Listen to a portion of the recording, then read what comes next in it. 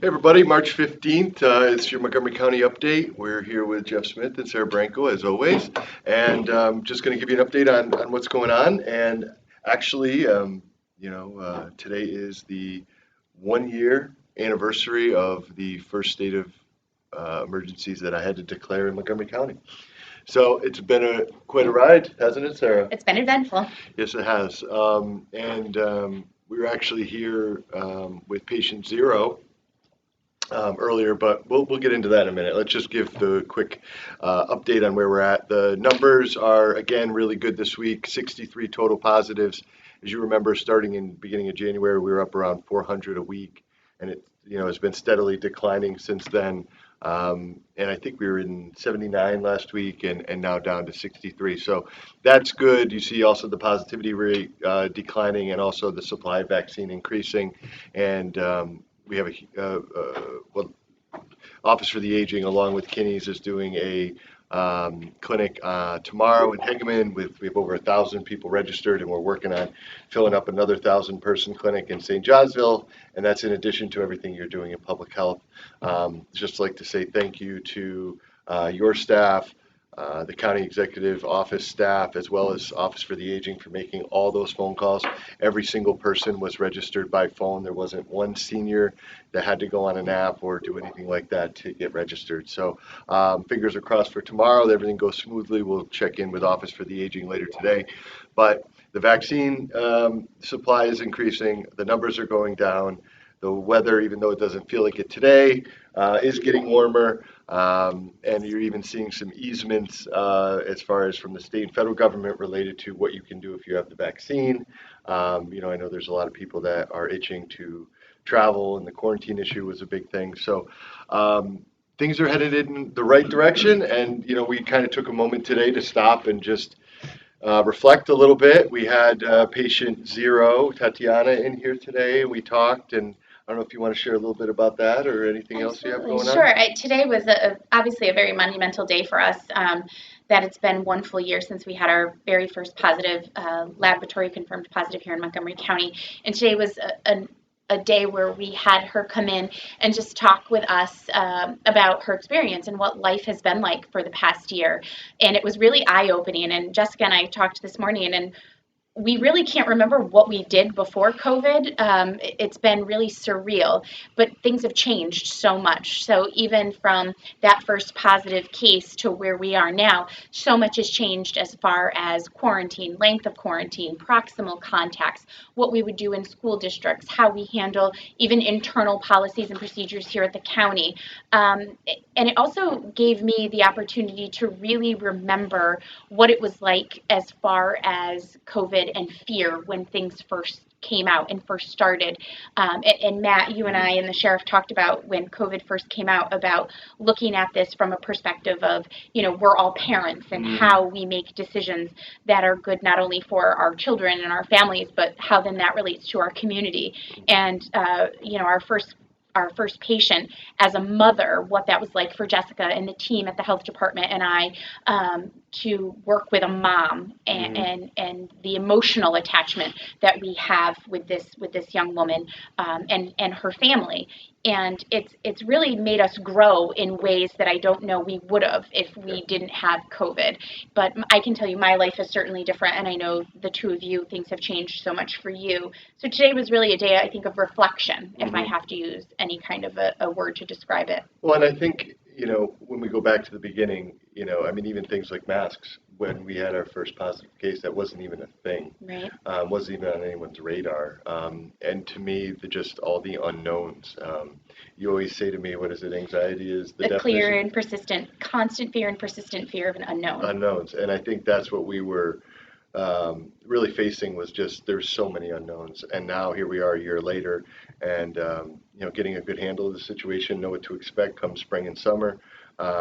And I wouldn't be surprised if we went through lockdowns and really that big fear with everybody about what was going to happen, and then it shifted into testing and restrictions and in that phase. And now, we're going into vaccinations, and it was, we need to get the supply out, we need to get the supply out. And then now I think we're going to run into a point in the next month or so where, it's going to be, trying to encourage people to get the vaccine, even though obviously it's a personal decision. But, I think that's what's going to be next. But certainly, very, very real moment talking to her today and listening to her more than anything of her experience and how she's still dealing with it today, which I thought was um, very impactful. So we thank her. She's going to be sharing that story publicly and probably read about it in the paper tomorrow. And we appreciate her taking the time to do that. And certainly appreciate everything that you, Jess, and your whole team has done. You guys have handled yourself really well in the face of some pretty fierce adversity. And I too wonder what it's like to be back to normal post COVID, and just things have changed so much. Sheriff, how's things with you? What's new? It amazes me to sit here and listen to it. It's been a year. Yeah. I have deputies that remind me every day that a year ago they said, well, we heard the county's going to close for 2 weeks. And I said, absolutely not. Yeah. That'll never happen. And then we sat here and see all Yeah. the things that have taken place. But I couldn't be prouder of the work public health and you and emergency management and everybody that in this county has done. To be honest with you, it's been there's been a lot of changes, a lot of things that have taken place, but we've adapted each time. And just doing the best we possibly can for the people that reside in this county Yeah. or travel or visit to this county, and that's what it's all about. Yeah. Everything from trying to give businesses the latest, guidance from the state to trying to decide whether or not teams should play sports. And, and now, I mean, we're just chatting here before we went on about the village of Fultonville is doing an Easter egg hunt, and just looking for some information. And, really as we go through, as it gets nicer for outdoor events, I think there's going to be some flexibility there. Obviously, they're still going to be following the protocols and trying to keep space and mask wearing and things of that nature. But I think it's going to be certainly a lot better than what we were dealing with last year. But that's really the quick update for today. There's, things are heading in a good direction as far as, the positivity rates, the numbers, the vaccine supply. We've all but completely gone through our wait list for 60 plus. And, now as it opens up more and more, you're going to start to see those, folks that are in that middle bracket be the point of emphasis. And, we're going to keep doing that. We're working with our businesses in the county to try to help, make sure they're getting the vaccine, and, just keep doing what we can. So rather than listen to me ramble, I think we'll, and by the way, just a kudos to the sheriff and our hyperreach system. Do you want to share that story real quick? It's a Yeah, that was actually going to be Are you gonna save that for the end? my closing comment, but that's all sorry, right, we'll do it now. sorry, Sheriff. Yeah, the HyperReach, our mass notification system. On your suggestion, you wanted to send one out to seek people to make appointments to use up this vaccine. And it works very well. Sure does. It's something that we've been using more and more. We now have an unlimited agreement with the company so that we can use it for important messages from the county or any emergencies. And emergency management and us and the fire service use it all the time. But it's something that you may get a phone call from the office, and it does occasionally show up as spam because it's not a number that's familiar, but we're working with the company to see if there's anything we can do about that. Just realize that if it's coming from us, it's legit. Just listen to the message. And if you have a cell phone, you can get on our county webpage and go to the sheriff's page. There's a link on there to register your cell phone. It's free. It literally takes seconds to do. You can register it for your workplace, your home, your parents' or grandparents' home, something that's very good and very important to be signed up with. And you use it for a whole host of things, whether it be disasters or floods or whatever it may be.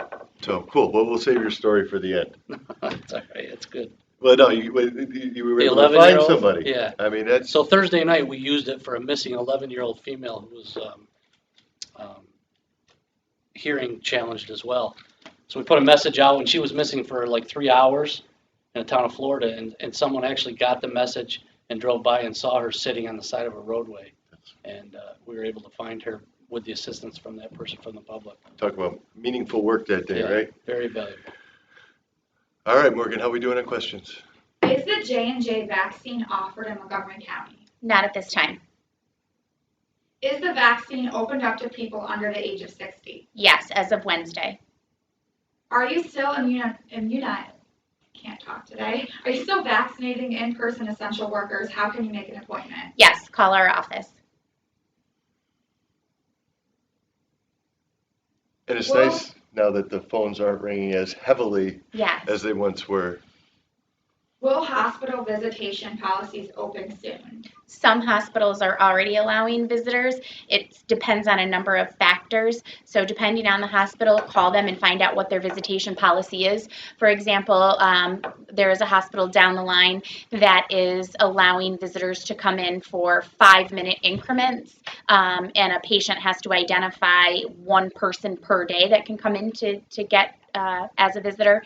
So every hospital is handling their visitation policy in a different manner.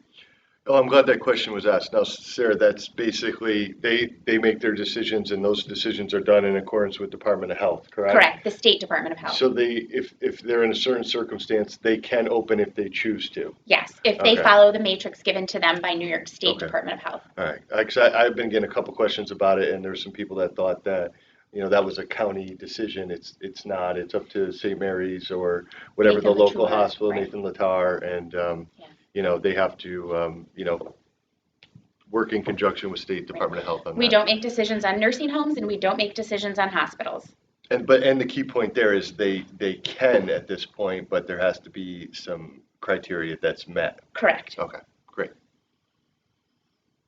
Is anyone now eligible to receive a vaccine regarding age? And when can anyone get the shot? People who work in retail. Starting March 17th. Yeah, and again, we'll go back to, we're still in this phase where just because you are eligible doesn't mean it's necessarily going to be available. So, you have multiple options to get your shot. So you can call County Public Health or our office will help you. You have the pharmacies. I haven't seen any at doctors' offices yet. No. Actually, and Nancy in the office was just telling me Walmart is going to be doing vaccinations. So you're going to see a host of ways to get it. Jess, am I missing anything? Pharmacies, Walmart, yeah, the state sites, things of that nature. So, you're going to want to continue to look, if you're interested, to continue to look at all these options. If you call public health, we'll take your information. We'll try to get you as soon as we can. Again, what are we just doing, about 300-400 a week for our allotment right now? And that's why the larger ones for the seniors through Kinney's was helpful because it kind of took that burden off to some extent. But I would just encourage people, still look wherever you can, especially if you're a young person or someone who is able to travel. You might be able to find it in Montgomery, Fulton, and if you don't in Montgomery or Fulton, you can probably go to Albany or Utica and have success in finding your shot. From what I've read, though, pharmacies are still for 60 plus and teachers. Correct. Only. Correct. Okay. I'm not currently eligible, but how do you get on a wait list for once vaccines are available for my age group? So give our office a call and give us your demographics, and we will find a category for you to fit in so that you can be eligible. Yeah. And the wait list hotline is still Still open. going. 853-8247. Someone else reiterating, if you're under 60, can we get the vaccine? I thought it was only 60 and above. No. Yep. As of March 17th, it's eligible to those who are interested in the vaccine. There are some criteria, but it's much more flexible at this point. So if you're interested, please give our office a call, give us your demographic information, and as soon as we are able to open that to the next phase and we have vaccine for that next phase, we will make sure that we make that public. What about seniors that cannot get out of their home to receive the shot? We currently do not have a homebound program. We're working with the state. There's a call happening this week. I believe it's Thursday. that will be addressing the homebound population. However, the homebound population is going to be very specific. So if you're a senior that can get out of the house and get to a doctor's appointment, or you have family that can assist, or it's just a matter of you need transportation, homebound will literally be for people who are 100% bedridden or do not have the capacity to be transported as far as van access, wheelchair accessibility. So when we're talking about homebound, there's a difference between people who are truly homebound and can't leave the house versus people who don't want to leave the house. There's a very strict criteria. Why does the state site require insurance information and yours doesn't? Because New York State has the ability to bill your insurance for an administrative fee. You as a patient will not have to pay out of pocket if you have insurance. We at the county have made a choice to not charge that administration fee, but if you get your vaccine through another form, whether it's a pharmacy or one of the state locations, you will be required to provide insurance information, as they are charging for the administration fee. And it's like $17, I think. Yeah. The most you'll be charged is 17, but The most. we decided early on that we wanted to focus just on the vaccine Right. and not trying to charge.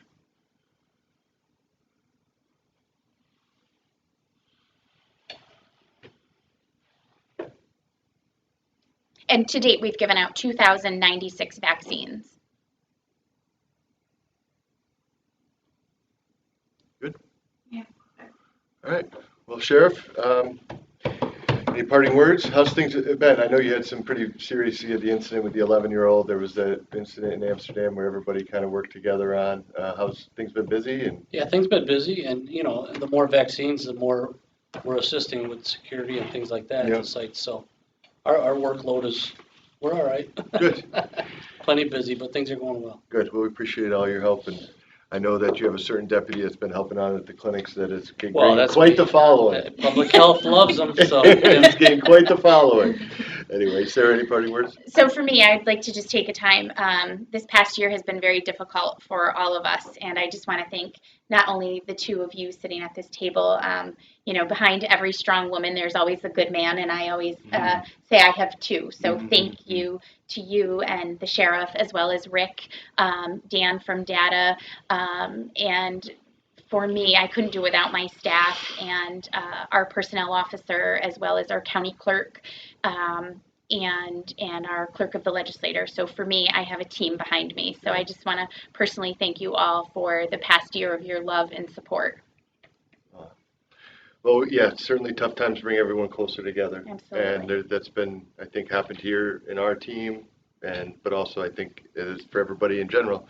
And I think people are going to be really excited this year to get outside and have some fun and see each other again. So at least that's what I've been seeing already. So, nothing but, relatively good news today, and we're going to keep plugging on and start year 2 of this. And, like always, we'll be back here next Monday. We're going to keep doing this. And try to just continue to get information out there, let people know where we're at. Even though things are going well, let's just still keep in mind that we're still in the pandemic. It's not over yet, but at least I like to say we're kind of like the horses coming around that last turn at Saratoga. We got that home stretch left. You got another question? Yeah. All right, sure. After April 1st, the governor said that for domestic travel, there is no longer a mandatory quarantine. Will the county still require you to quarantine? As soon as we get that in writing, we will not be requiring a quarantine. I want to remind people, just because the governor says it on TV, it does not happen until we actually get it in writing. It needs to be in writing, and the executive order that he issued needs to be amended. So It does not happen until we get that amendment. Yeah, and I've been answering a lot of questions on this, and it actually even goes a step further. First it comes from the feds, then you'll get an announcement from the governor, then you'll get something from Department of Health, and then that is when we change our policy. But I know there's a lot of people that are interested, and we're certainly going to not buck that, but the process just takes time. But like I said, Sheriff, we're coming around the last turn, and I think there's good times ahead, and we're approaching the finish line and starting to see some light at the end of the tunnel. So that's nice. And everybody, thank you for everything, and appreciate you hanging in there. Appreciate you tuning in and sharing the information with your friends and neighbors. And like I said, we'll be doing this every week still, and we'll see you next week. Thanks for tuning in.